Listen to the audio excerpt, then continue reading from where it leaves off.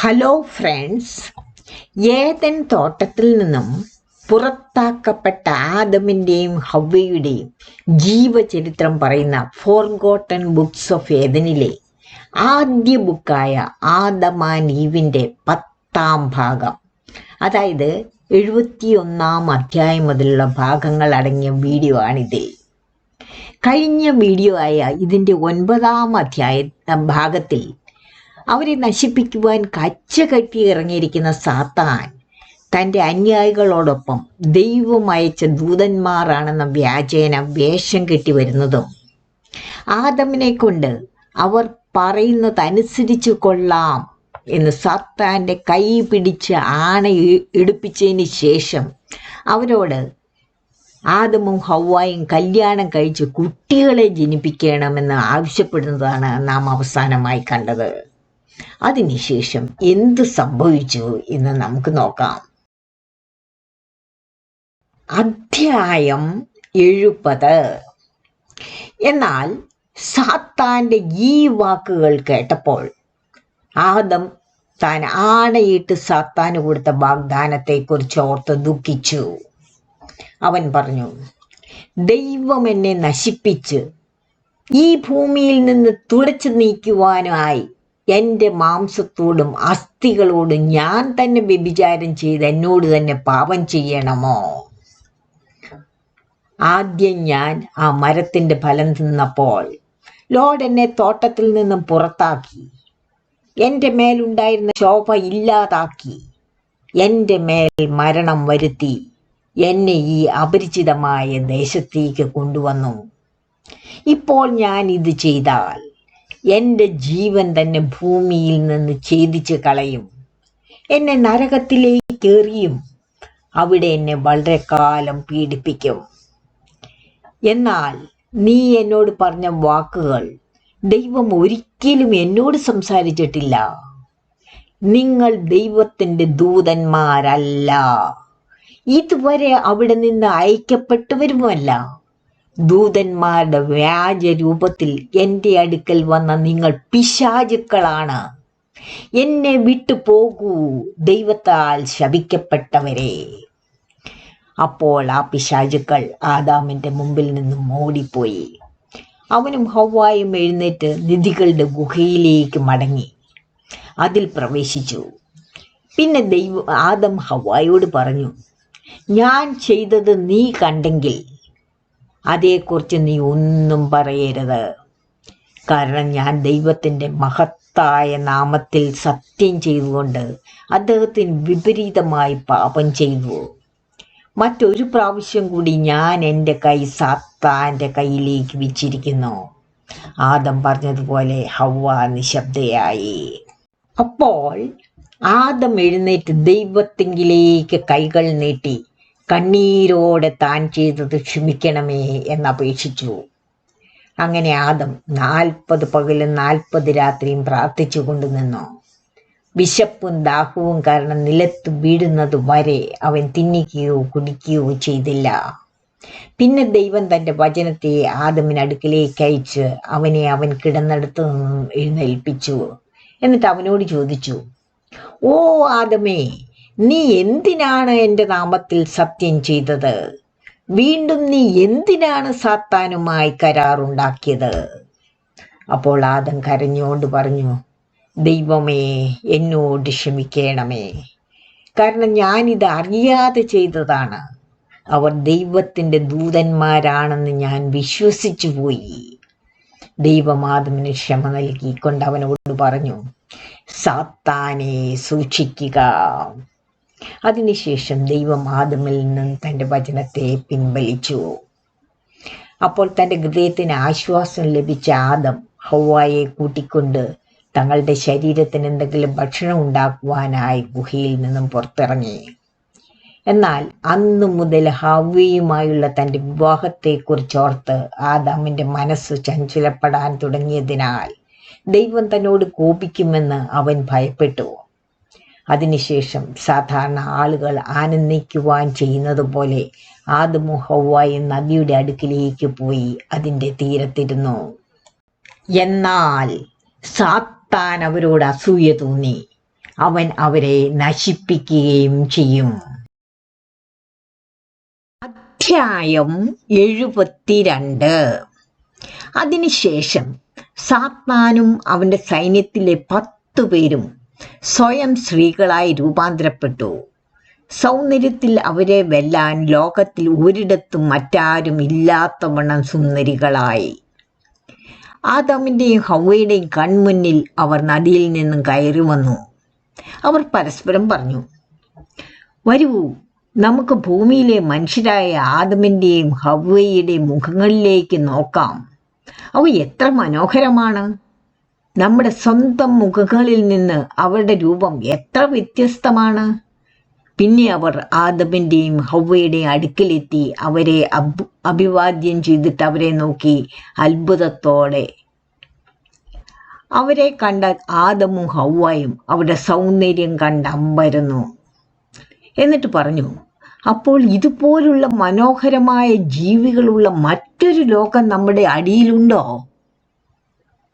ആ കന്യകമാർ ആദാമിനോടും ഹവ്വായോടും പറഞ്ഞു, അതെ, തീർച്ചയായും ഉണ്ട്. സമൃദ്ധമായുള്ള ഒരു സൃഷ്ടിയാണ് ഞങ്ങൾ. അപ്പോൾ ആദം അവരോട് ചോദിച്ചു, പക്ഷെ എങ്ങനെയാണ് നിങ്ങൾ ഇങ്ങനെ അനേകമായി പെരുകുന്നത്? അവർ ആദമിനോട് പറഞ്ഞു, ഞങ്ങളെ വിവാഹം കഴിച്ച ഭർത്താക്കന്മാർ ഞങ്ങൾക്കുണ്ട്. ഞങ്ങൾ അവരുടെ കുട്ടികളെ പ്രസവിക്കുന്നു. വളർന്നും വലുതാകുന്ന കുട്ടികൾ വിവാഹിതരാകുന്നു, കുട്ടികളെ പ്രസവിക്കുകയും ചെയ്യുന്നു. അങ്ങനെ ഞങ്ങളുടെ എണ്ണം വർദ്ധിക്കുന്നു. ആദമേ, നീ ഞങ്ങളെ വിശ്വസിക്കുന്നില്ലെങ്കിൽ ഞങ്ങൾ ഞങ്ങളുടെ ഭർത്താക്കന്മാരെയും മക്കളെയും നിനക്ക് കാണിച്ചു തരാം. അതിനുശേഷം അവർ അവരുടെ ഭർത്താക്കന്മാരെയും കുട്ടികളെയും വിളിക്കുന്നത് പോലെ നദിക്ക് മുകളിലൂടെ അലറി. അപ്പോൾ പുരുഷന്മാർ നദിയിൽ നിന്നും തങ്ങളുടെ കുട്ടികളോടൊപ്പം പൊങ്ങി വന്നു. അവരുടെ കുട്ടികളോടൊപ്പം അവർ ഓരോരുത്തരും തങ്ങളുടെ ഭാര്യമാരുടെ അടുക്കിലേക്ക് വന്നു. എന്നാൽ ആദം ഹവ്വയും അവരെ കണ്ടപ്പോൾ അത്ഭുതത്തോടെ സ്തബ്ധരായി നോക്കി നിന്നു. പിന്നെ അവർ ആദമിനോടും ഹവ്വായോടും പറഞ്ഞു, ഞങ്ങളുടെ ഭർത്താക്കന്മാരെയും കുട്ടികളെയും നിങ്ങൾ കാണുന്നുവല്ലോ. ഞങ്ങൾ ഞങ്ങളുടെ ഭാര്യമാരെ വിവാഹം കഴിച്ചതുപോലെ നീ ഹവ്വായെ വിവാഹം കഴിച്ചാൽ ഞങ്ങളെപ്പോലെ തന്നെ നിങ്ങൾക്കും കുട്ടികളുണ്ടാകും. ആദമിനെ വഞ്ചിക്കുവാനായി സാത്താൻ മെനഞ്ഞ ഒരു തന്ത്രമായിരുന്നു അത്. ഇതും സാത്താൻ തന്റെ മനസ്സിൽ പറഞ്ഞു. ആദ്യം ദൈവം ആദമിന് വൃക്ഷത്തിന്റെ ഫലം സംബന്ധിച്ച കൽപ്പന കൊടുത്ത്, ഇതിൽ നിന്ന് നീ തിന്നരുത്, അല്ലെങ്കിൽ നീ ഈ പ്രപഞ്ചത്തോട് യാത്ര പറയുക മരണത്തോടെ ആയിരിക്കും എന്ന് പറഞ്ഞു. എന്നാൽ ആദം അതിൽ നിന്നും തിന്നു. എന്നിട്ടും ദൈവം അവനെ കൊന്നില്ല. ബാധകളും പരീക്ഷണങ്ങളും മാത്രമേ ദൈവം അവന് മരണം വരെ വിധിച്ചിരുന്നുള്ളൂ. അവൻ തന്റെ ശരീരത്തിൽ നിന്ന് പുറത്തു വരുന്ന ദിവസം അവന്റെ മരണവും. എന്നാൽ ഞാൻ ഇപ്പോൾ അവനെ വഞ്ചിച്ച് ദൈവകൽപ്പന കൂടാതെ അവനെ കൊണ്ട് ഹവ്വയെ വിവാഹം കഴിപ്പിച്ചാൽ ഇപ്പോൾ തന്നെ ദൈവം അവനെ കൊന്നുകൊള്ളും. അതുകൊണ്ടാണ് സാത്താൻ ആദമിനും ഹവ്വായ്ക്കും മുമ്പാകെ ഈ മായ പ്രകടനം നടത്തിയത്. കാരണം സാത്താൻ അവനെ കൊല്ലാനും ഭൂമുഖത്തു നിന്ന് തന്നെ അപ്രത്യക്ഷമാക്കാനുമുള്ള ശ്രമത്തിലായിരുന്നു. ഇതിനിടയിൽ പാപത്തിന്റെ അഗ്നി ആദാമിന്റെ മേൽ വന്നു. അവൻ പാപം ചെയ്യുന്നതിനെ കുറിച്ച് ചിന്തിച്ചു. എന്നാൽ സാത്താന്റെ ഈ ഉപദേശം പിൻപറ്റിയാൽ ദൈവം തന്നെ കൊന്നുകളയുമെന്ന് ഭയന്നവൻ സ്വയം നിയന്ത്രിച്ചു. പിന്നെ ആദാമും ഹവ്വയും എഴുന്നേറ്റ് ദൈവത്തോട് പ്രാർത്ഥിച്ചു. അതേ സമയം തന്നെ സാത്താനും അവന്റെ സൈന്യങ്ങളും അവർ കാണുക നദിയിലേക്ക് ഇറങ്ങി. അവർ തങ്ങളുടെ സ്വന്തം പ്രദേശങ്ങളിലേക്ക് മടങ്ങുകയാണെന്ന് അവരെ അറിയിക്കുവാനായി. പിന്നെ ഏകദേശം വൈകുന്നേരമായപ്പോൾ ആദമും ഹവ്വായും പതിവ് പോലെ നിധികളുടെ ഗുഹയിലേക്ക് മടങ്ങിപ്പോയി. അവർ രണ്ടുപേരും എഴുന്നേറ്റ ആ രാത്രിയിൽ ദൈവത്തോട് പ്രാർത്ഥിച്ചു. എന്നാൽ ഹവ്വയെ വിവാഹം കഴിക്കുന്ന കാര്യത്തെക്കുറിച്ചുള്ള ആദമിന്റെ ഹൃദയത്തിലെ ചിന്തകൾ നിമിത്തം എങ്ങനെ പ്രാർത്ഥിക്കണമെന്നറിയാതെ ആദം നിന്നു. രാവിലെ വരെ അവൻ അങ്ങനെ തന്നെ തുടർന്നു. വെട്ടം വീണപ്പോൾ ആദം ഹവ്വയോട് പറഞ്ഞു, എഴുന്നേൽക്കൂ, നമുക്കവർ സ്വർണം കൊണ്ടുവന്നു തന്ന ആ മലയുടെ താഴേക്ക് നമുക്ക് പോകാം. ഈ കാര്യത്തെക്കുറിച്ച് നമുക്ക് ലോഡിനോട് ചോദിക്കാം. അപ്പോൾ ഹവ്വ ചോദിച്ചു, ആദമേ, എന്താണ് കാര്യം? ആദം ഹവ്വയോട് പറഞ്ഞു, നിന്റെ വിവാഹത്തെക്കുറിച്ച് എന്നെ അറിയിക്കാൻ ഞാൻ കർത്താവിനോട് അപേക്ഷിക്കട്ടെ. അദ്ദേഹത്തിന്റെ കൽപ്പന കൂടാതെ ഞാൻ അത് ചെയ്യില്ല. അങ്ങനെ ചെയ്താൽ ലോഡ് എന്നെയും നിന്നെയും നശിപ്പിക്കും. കാരണം ആ പിശാചുക്കൾ അവരുടെ പാപപ്രവൃത്തികൾ നമ്മെ കാണിച്ചു തന്ന ചിന്തകളാൽ എൻ്റെ ഹൃദയത്തിൽ തീ കൊളുത്തിയിരിക്കുന്നു. അപ്പോൾ ഹവ്വ ആദമിനോട് പറഞ്ഞു, നമ്മൾ എന്തിനാണ് മലയുടെ താഴെ പോകുന്നത്? ഈ ഉപദേശം നല്ലതാണോ അല്ലയോ എന്ന് നമ്മെ അറിയിക്കുവാൻ നമുക്ക് എഴുന്നേറ്റ് നിന്ന് നമ്മുടെ ഗുഹയിൽ തന്നെ ദൈവത്തോട് പ്രാർത്ഥിക്കാം. പിന്നെ ആദം എഴുന്നേറ്റ് നിന്ന് പ്രാർത്ഥിച്ചു, ദൈവമേ, ഞങ്ങൾ അങ്ങയോട് അതിക്രമം ചെയ്തുവെന്ന് അങ്ങ് അറിയുന്നുവല്ലോ. അതിക്രമം ചെയ്ത ആ നിമിഷം മുതൽ ഞങ്ങളുടെ ശോഭ ഞങ്ങൾക്ക് നഷ്ടപ്പെട്ടു. ഞങ്ങളുടെ ശരീരം ഭക്ഷണപാനീയങ്ങൾ ആവശ്യമുള്ള മൃഗീയ ശരീരമായി മാറി. മൃഗങ്ങളുടെ ആഗ്രഹങ്ങൾ ഞങ്ങളിൽ നിറഞ്ഞു. ദൈവമേ, അങ്ങയുടെ കൽപ്പന കൂടാതെ അവർക്ക് വഴിപ്പെടരുതെന്ന് ഞങ്ങളോട് കൽപ്പിക്കണമേ. അങ്ങനെ ഞങ്ങൾ ചെയ്താൽ അങ്ങ് ഞങ്ങളെ ഒന്നുമല്ലാതാക്കി തീർക്കരുതേ. കാരണം അങ്ങ് ഞങ്ങൾക്ക് കൽപ്പന നൽകിയില്ലെങ്കിൽ ഞങ്ങളെ അവൻ കീഴ്പ്പെടുത്തും. ഞങ്ങൾ സാത്താന്റെ ആ ഉപദേശം പിന്തുടരുകയും അങ്ങ് ഞങ്ങളെ വീണ്ടും നശിപ്പിക്കുകയും ചെയ്യും. അതല്ല എങ്കിൽ ഞങ്ങളുടെ ആത്മാക്കളെ ഞങ്ങളിൽ നിന്ന് എടുക്കുക. ഈ മൃഗീയ മോഹത്തിൽ നിന്ന് ഞങ്ങൾക്ക് രക്ഷപ്പെടാനായി ഈ കാര്യത്തിൽ അങ്ങ് ഞങ്ങൾക്ക് ഒരു കൽപ്പനയും നൽകുന്നില്ലെങ്കിൽ ഹവ്വായെ എന്നിൽ നിന്നും എന്നെ അവളിൽ നിന്നും വേർപെടുത്തുക. ഞങ്ങളെ പരസ്പരം അകറ്റി നിർത്തുക. എന്നാലും ഓ ദൈവമേ, അങ്ങ് ഞങ്ങളെ പരസ്പരം വേർപെടുത്തിയാലും പിശാചുക്കൾ അവരുടെ മായാരൂപങ്ങളാൽ ഞങ്ങളെ വഞ്ചിക്കുകയും ഞങ്ങളുടെ ഹൃദയങ്ങളെ നശിപ്പിക്കുകയും പരസ്പരമുള്ള ഞങ്ങളുടെ ചിന്തകളെ മലിനമാക്കുകയും ചെയ്യും. ഞങ്ങൾ ഓരോരുത്തരും പരസ്പരം അങ്ങനെ അല്ലെങ്കിൽ പോലും എല്ലാ സാഹചര്യങ്ങളിലും അവർ അവരുടെ രൂപഭാവത്തിലൂടെ സ്വയം ഞങ്ങൾക്ക് പ്രത്യക്ഷപ്പെട്ടുകൊണ്ടിരിക്കും. ഇവിടെ ആദം തന്റെ പ്രാർത്ഥന അവസാനിപ്പിച്ചു. അധ്യായം 73. അപ്പോൾ ആദമിന്റെ വാക്കുകൾ സത്യമാണോ? സാത്താന്റെ ബുദ്ധി ഉപദേശത്തെ മാനിച്ചുകൊണ്ട് തന്റെ കൽപ്പനയ്ക്കായി ദീർഘകാലം അവനെ കാത്തിരിക്കുവാൻ കഴിയുമോ എന്ന് ദൈവം നോക്കി. ഇതിനെക്കുറിച്ച് ആദം ചിന്തിച്ചതും തന്റെ സന്നിധിയിൽ അവൻ നടത്തിയ പ്രാർത്ഥനയും ദൈവം അംഗീകരിച്ചു. ദൈവത്തിന്റെ വചനം ആദാമിന് അടുത്തിലേക്ക് വന്ന് അവനോട് പറഞ്ഞു, ഓ ആദമേ, തോട്ടത്തിൽ നിന്ന് ഈ ദേശത്തേക്ക് പുറപ്പെടുന്നതിന് മുമ്പ് ആദ്യമേ തന്നെ നിനക്ക് ഈ ജാഗ്രത ഉണ്ടായിരുന്നെങ്കിൽ. അതിനുശേഷം ദൈവം ആദമിന്റെ ഹവ്വായുമായുള്ള വിവാഹത്തെക്കുറിച്ച് അവനെ അറിയിക്കുവാനായി സ്വർണവും ധൂപവർഗവും മൂറും കൊണ്ടുവന്ന തന്റെ ദൂതന്മാരെ അവന്റെ അടുക്കലേക്ക് അയച്ചു. പിന്നെ ആ ദൂതന്മാർ ആദമിനോട് പറഞ്ഞു, സ്വർണം എടുത്ത ഹവ്വായിക്ക് വിവാഹ സമ്മാനമായി കൊടുക്കുക. അവളെ വിവാഹ നിശ്ചയം ചെയ്യുക.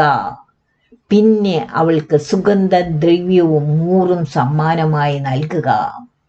നീയും അവളും ഒരു ശരീരമായി തീരുക. ദൂതന്മാരുടെ വാക്കുകൾ ശ്രദ്ധിച്ചു കേട്ട ആദം സ്വർണമെടുത്ത ഹവ്വയുടെ വസ്ത്രത്തിൽ അവളുടെ മടിയിൽ വെച്ചു. തന്റെ കൈകൊണ്ട് അവളെ വിവാഹ നിശ്ചയം ചെയ്തു.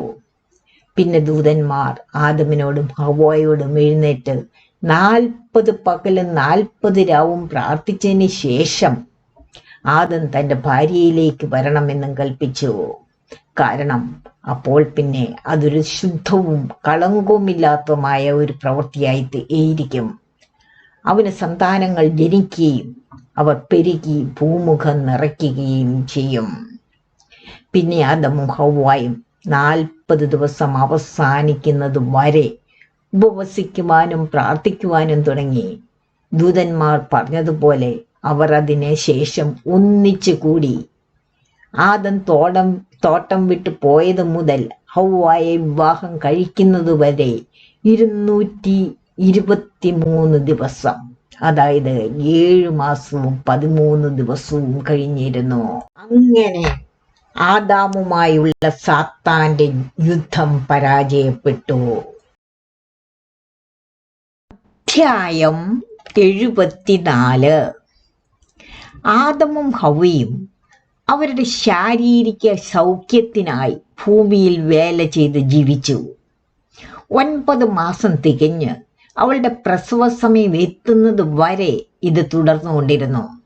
അതിനുശേഷം ഹവ്വ ആദമിനോട് പറഞ്ഞു, നാം തോട്ടത്തിൽ നിന്നും ഇറങ്ങിയതിന് ശേഷം ഈ ഗുഹയിലുണ്ടായ അടയാളങ്ങളൊക്കെയും കാണിക്കുന്നത് ഇതൊരു പാവനമായ സ്ഥലമാണെന്നാണ്.